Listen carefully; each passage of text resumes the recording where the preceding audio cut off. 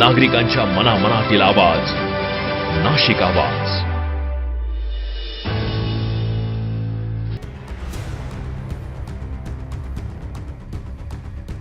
नाशिक शहरासह जिल्ह्यात पावसाचा शिडकाव.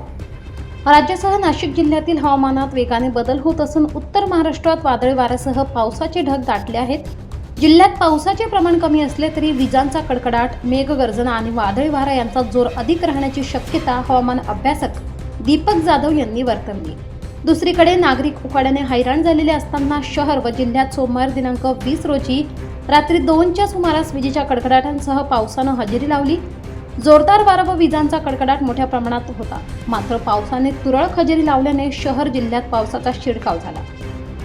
ऐन रात्रीच्या सुमारास वारा, विजांचा कडकडाट आणि जोराच्या वाऱ्यामुळे शेतकऱ्यांच्या शेतात व खळ्यावरील माल झाकताना मोठी धावपळ उडाली.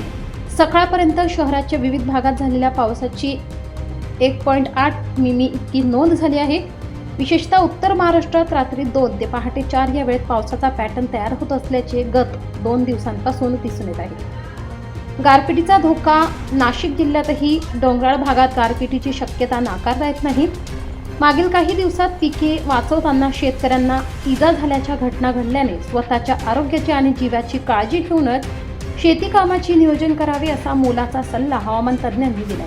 तापमानाचा पारा 39.3 अंशावर, एकीकडे नाशिकचा पारा 39.3 अंशावर पोहोचल्याने नाशिककर उकाड्याने हैराण झाले आहेत. सोमवार दिनांक 20 रोजी दिवसभर नाशिकमध्ये सूर्य आग ओकत होता.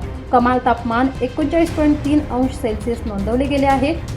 दुपारी 12 ते 4 या वेळेत उन्हाची तीव्रता सर्वाधिक असते, यामुळे रस्त्यांवर शुकशुकाट दिसत आहे.